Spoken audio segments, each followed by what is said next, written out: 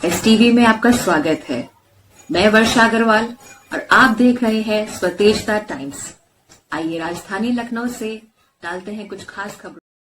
अखिल भारतीय कायस्थ महासभा के राष्ट्रीय अध्यक्ष डॉक्टर अनूप कुमार श्रीवास्तव द्वारा संपूर्ण क्रांति के जनक, महान स्वतंत्रता संग्राम सेनानी, प्रख्यात समाजवादी पार्टी चिंतक के संस्थापक, भारतीय रत्न लोकनायक जयप्रकाश नारायण की जयंती आज 11 अक्टूबर 2024 शाम 3 बजे से 3:30 बजे तक लोकनायक जयप्रकाश पार्क, ITO, नई दिल्ली में संपन्न हुई। जिन्हें ब्रह्मा जी ने खुद निष्पक्ष, न्याय, स्वच्छ प्रशासन का काम दिया और वही मूल्य हमारे लोकनायक जयप्रकाश जी ने बढ़ाने का पूरा प्रयास किया। आप सब जानते हैं कि जयप्रकाश जी का विवाह 18 साल की उम्र में हो गया था। 1918 में तभी से जब गांधी जी यहाँ आए, उनके विचारों से प्रभावित होकर स्वतंत्रता संग्राम और भारत को आजाद कराने की एक ललक उस युवा में उस समय से ही आ गई। उसके बाद वो अमेरिका गए शिक्षा के लिए और अपनी पत्नी को उन्होंने साबरमती आश्रम में छोड़ा। जब 1929 में वो वापस आए तो सोशियोलॉजी के वो लेक्चरर भी नियुक्त हो गए थे। लेकिन नॉन कोऑपरेशन मूवमेंट की कॉल कांग्रेस ने दी थी, तो फिर उनकी देशभक्ति जागी और उन्होंने सोशियोलॉजी का लेक्चरशिप छोड़ दी। लेकिन जो विचारधारा देखिए उनकी, जैसे बात की गई अंत्योदय की, जैसे बात की गई स्वतंत्रता की, जो इंडिविजुअल फ्रीडम होती है, जो सबसे नीचे के तबके को उठाकर उसको ताकत देने का काम होता है, ये भावना हमारे लोक नायक जयप्रकाश जी में शुरू से ही थी। नॉन कोऑपरेशन मूवमेंट जब शुरू हुआ, तेजी से शुरू हुआ, लेकिन गांधी इरविन पैक्ट जब हुआ तो फिर पीछे की ओर खिसक गया वो नॉन कोऑपरेशन मूवमेंट। जयप्रकाश जी को ये पसंद नहीं आया। गांधी जी से उनके इस बात पर डिफरेंसेस भी कुछ दिन रहे। अगर लगातार हमारा मूवमेंट चलता रहता तो शायद हम पहले ही आजाद हो जाते। लेकिन जयप्रकाश जी पूरी तरह से समाजवादी थे और जितना भी लोक शक्ति है उसको कैसे मोमेंटम देना है, ये उनमें आता था।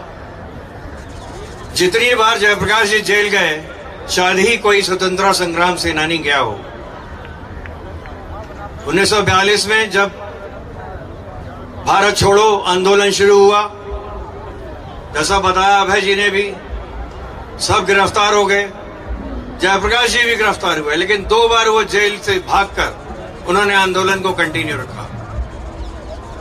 लेकिन समाजवाद की जो नींव रखी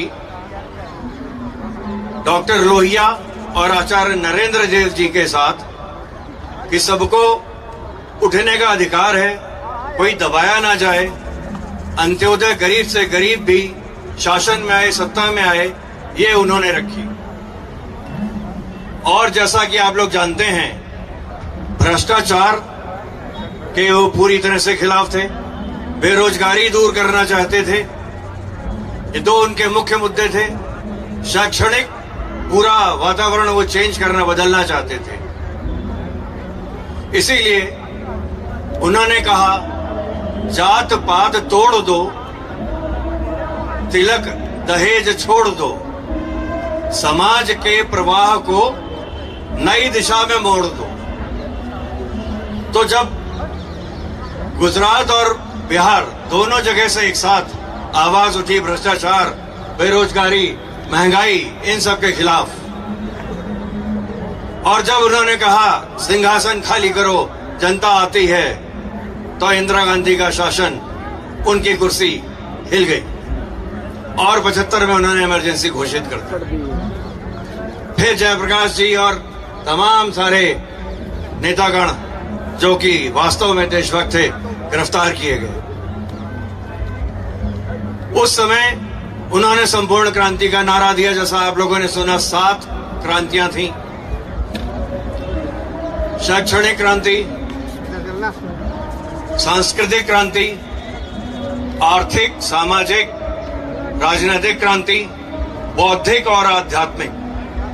ये 7 आवश्यक थी एक क्रांति को लाने के लिए। और आप जानते हैं कि श्री लालू यादव जी, मुलायम सिंह जी, नीतीश कुमार जी, रामविलास पासवान जी, इनके बारे में मैं नहीं कहना चाहूंगा, लेकिन समाजवाद से शुरू होके कहीं ना कहीं ये लोग पूंजीवाद में आ गए। और जो सपना जगाया था, सत्ता परिवर्तन तो हुआ 77 में, लेकिन जो समग्र क्रांति, जो संपूर्ण क्रांति जयप्रकाश जी चाहते थे, वो नहीं आ पाई। लेकिन हमारे अभय जी ने जयप्रकाश जी की एक चिंगारी को जिंदा रखा है। और एक नौजवान जो 1974 में 23 साल का था, और साथ ही जो सिन्हा जी के साथ जो पूरी टीम बैठी है, हमारे बड़े वरिष्ठ लोग भी यहाँ बैठे हैं, श्री अनूप श्रीवास्तव जी जो अध्यक्ष हैं अखिल भारतीय कायस्थ महासभा के, श्री अभय सिन्हा जी राष्ट्रीय महासचिव लोकनायक जयप्रकाश अंतर्राष्ट्रीय अध्ययन विकास केंद्र, आचार्य पंचटोक जी जो अपनी तिब्बत की संसद यानी जिसको पार्लियामेंट